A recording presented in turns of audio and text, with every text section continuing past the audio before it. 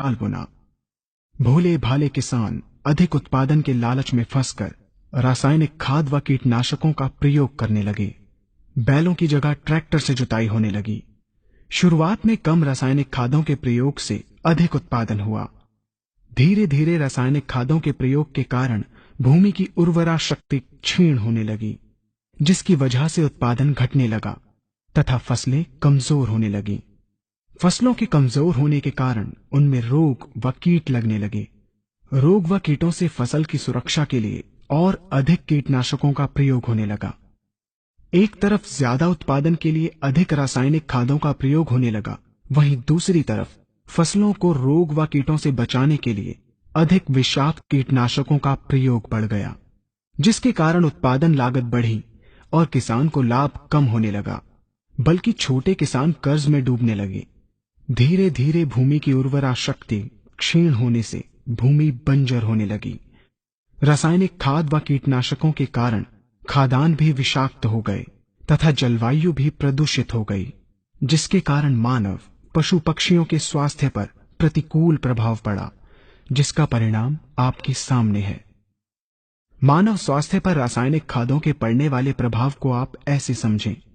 जब किसान फसल में रासायनिक खाद डालता है तो रासायनिक खाद में उपस्थित विषाक्त रसायन जल में घुलकर सबसे पहले जल को प्रदूषित कर भूमि के अंदर उपस्थित केचुए व सूक्ष्म जीवाणुओं को मार देता है।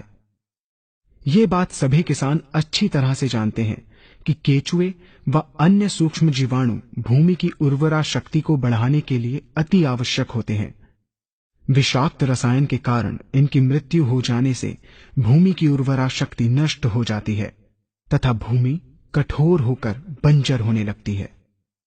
रासायनिक खादों के विषाक्त रसायन पानी के माध्यम से अन्य खनिजों के साथ फसल के अंदर पहुंचकर फसलों को विषाक्त बना देते हैं।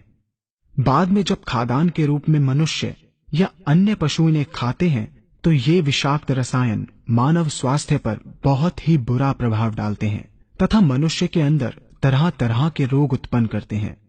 जब हम जैविक खाद का प्रयोग भूमि पर करते हैं तो जैविक खाद पानी में मिलकर पानी को प्रदूषित नहीं करती।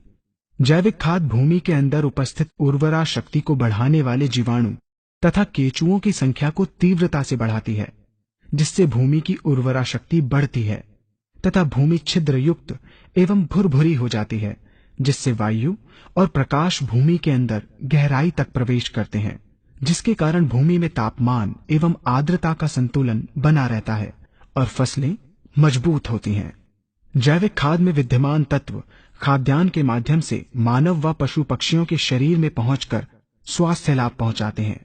जैविक खादों के प्रयोग से फसलें अच्छी और मजबूत होती हैं, जिसके कारण उन पर रोगों एवं कीटों का ज्यादा प्रभाव नहीं पड़ता। यदि किसी प्राकृतिक कारणवश कीटों व रोगों का प्रभाव अगर पड़ता भी है तो गौमूत्र एवं औषधीय वनस्पतियों के घोल के छिड़काव करने से फसलों को रोग एवं कीटों से बचाया जा सकता है। गौमूत्र एवं अन्य प्राकृतिक औषधियों के मिश्रण के छिड़काव से फसलों का कम लागत में बचाव हो जाता है तथा वातावरण पर भी कोई दुष्प्रभाव नहीं पड़ता। यहाँ हम आपको तालिकाबद्ध तरीके से दोनों